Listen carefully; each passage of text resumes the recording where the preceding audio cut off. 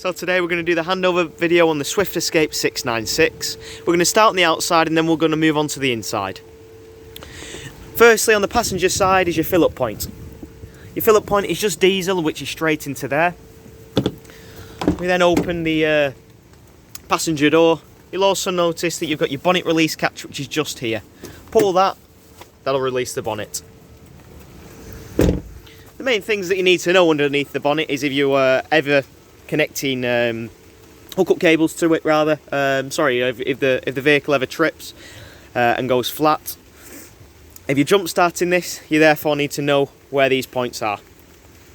Underneath the bonnet, once you've got it open, you've got your negative, which is onto here, and then your positive, which is just underneath here on this tab. You can indicate that just through the symbol on the top there. Just to point out a couple more things to you, you've also got your engine oil, which is here, along with your dipstick, your engine coolant, your brake disc fluid, and then finally your washer fluid, which is just there. Underneath that as well as your power steering fluid. Moving around the vehicle, you'll notice that you've got your awning on the side here. To operate this, you simply need your winder.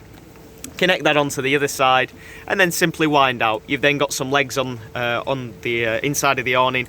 You can then drop them, let them take the weight to the awning, and then simply walk it out. Coming to this side, you've got your truma vent here. When travelling, you need to make sure that the cover is on the truma vent. However, when using the truma boiler to heat your water, you need to remove this. So simply unclip and push up. And that is for when you're on site. As I say, make sure that that's always taken off when using the system. In here, this is where your leisure battery is, and also your hookup cable. I'll just open that up for you now. After opening up, you can see, as I say, your leisure battery is there, and your hookup cable's there where your lead can then come out of. Moving along, you've got your fresh water tank. This is where you fill up your fresh water. You'll notice that you've got a keyhole here, so simply unlock. Once you've unlocked that, you can then turn it, twist it and open it. Hose pipe in and then fill up the system. You'll notice that you've also got your electric step, which is just there, which is into the habitation area. Coming towards the back, you've got two fridge vents, which are just there. And then just below here, one of your drain down points. You've got three drain down points in the vehicle that you need to know about. You've got a fresh water, a wastewater, and also a boiler drain down point. The fresh water and the boiler drain down are on the inside of the vehicle. The wastewater is underneath here, external to the vehicle. To empty this, all you need to do is turn this, and then that'll empty the entire system. You can see that your tank is actually underslung, which is just there. When you're on site, you'll have a huge grid that you need to drive over, then empty the system. And what we say with all your drain down points is you can leave them open, because the vibration of the road is going to make sure that all the water gets out the system. And at the end of the day, it's just water. There's no harmful chemicals concealed in there. Moving around to the back, you've got your bike rack, which is on here, and also your reversing camera, which is just up there. You've got a point into the garage here, which at the moment you've got your bunk set up, but if you was to open that and fold the bunk up, you can put bikes in and other little bits. You'll find your cassette toilet on this side. In regards to the cassette toilet, when using this, you need to make sure, when emptying it rather, you need to make sure that the blade on the toilet is closed. I'll show you that when we're on the inside of the vehicle. But once that is closed, you can then remove it. Simply empty. Press the orange button on the back of the cassette just to release the vacuum, and then let it all out. Once you've done that, stick it straight back in and lock it into place. You've then got your gas bottles, which are just on this side of the vehicle. And then that concludes the outside. We're now going to move on to the inside. Coming into the vehicle, just above your habitation door, you've got your control panel. If you click power, this is your main master switch. This activates the systems.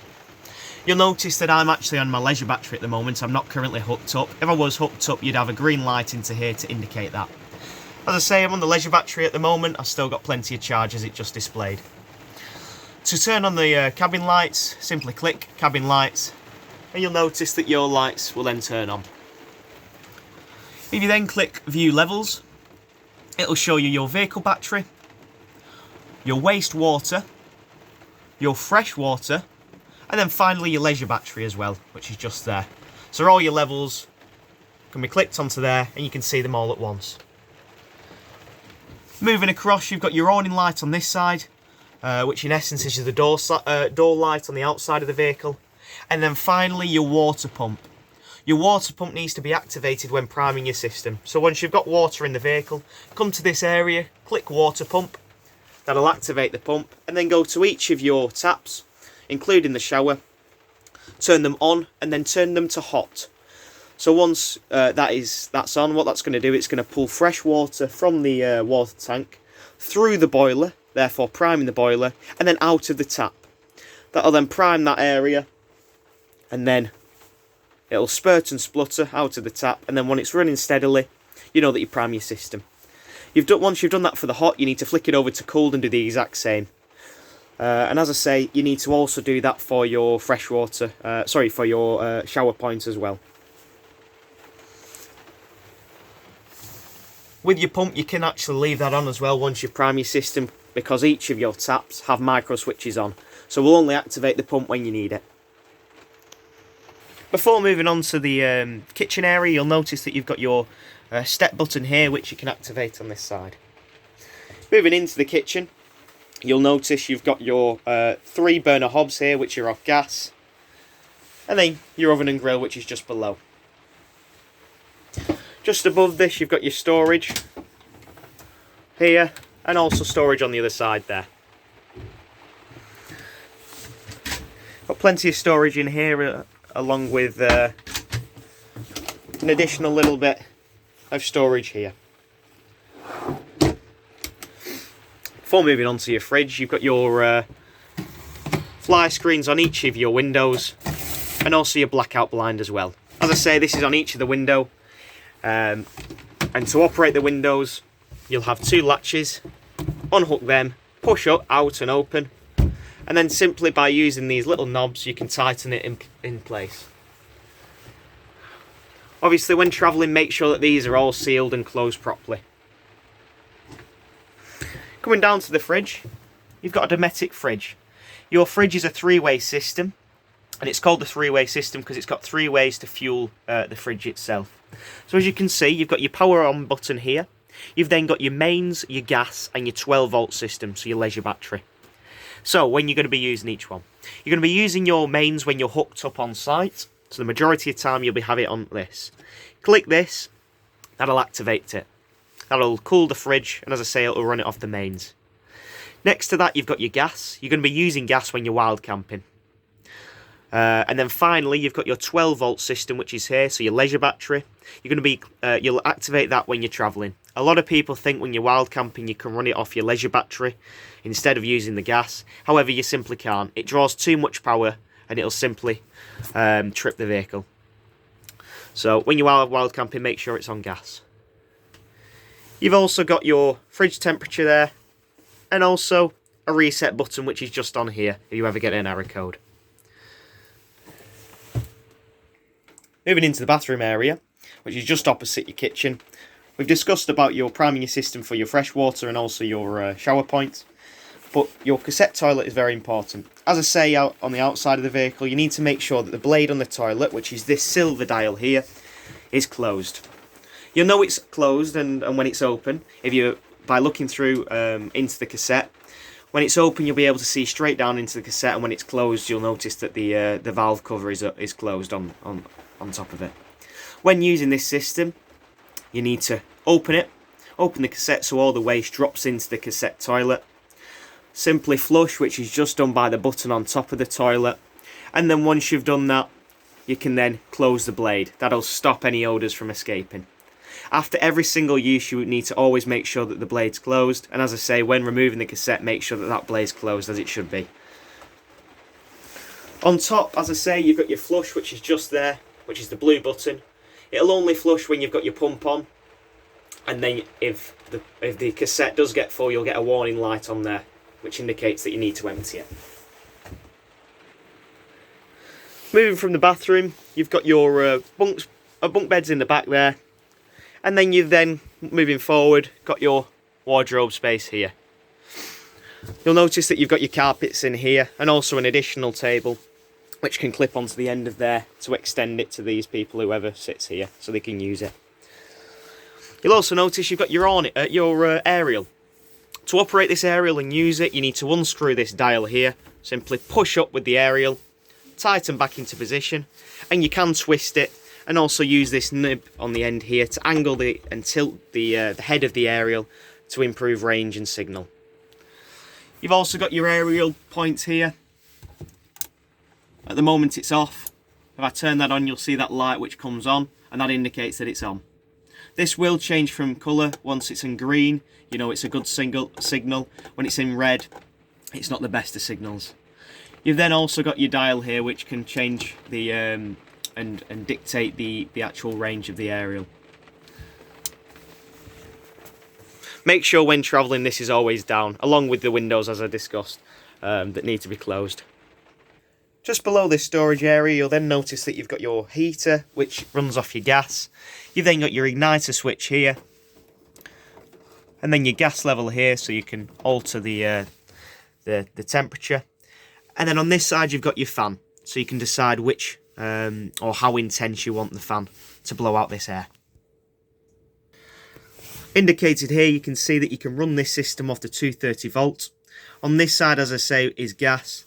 This side's electric, and you can alter that on this side. So don't get confused between the two. Moving through into the lounge, you have your 6 belted seats, which are here, and the ones in the front. You've got storage, which is all along here. And then just to point out a couple of things, underneath this bench seat is your fuse box. Underneath here is also where your fresh water tank is, and also your boiler drain down point, which I'll show you in a minute. Finally, that last bench seat is just for storage, so you can utilise that space. Moving on to your drain down points, I'll show you this area now. Through removing the cushions, you can access your fresh water tank and also your drain down point. So firstly, your fresh water tank. To fill this up, as we've discussed, that is external to the vehicle, which fills into here. To empty this system, to drain it down, simply unscrew this cap, put your hand in, and what you've got is a plug. This indicates where the plug is located, and it's on a chain. You then pull the chain to release the plug, and that'll empty the entire system. And as I say, just outside, this exact same with the wastewater level, and this goes for the boiler drain down point as well. You can leave these systems open to make sure that it empties thoroughly. Once you're happy with that, obviously make sure during use you've closed that area up, so don't forget about that. And as I say, that's your fresh water drain down. Finally, your boiler drain down point, which is here. Your boiler's just underneath this here, which you can lift up and access, but the main bit that you need to know is this here, your boiler drain down. At the moment it's closed. If I flick this up, it opens the system.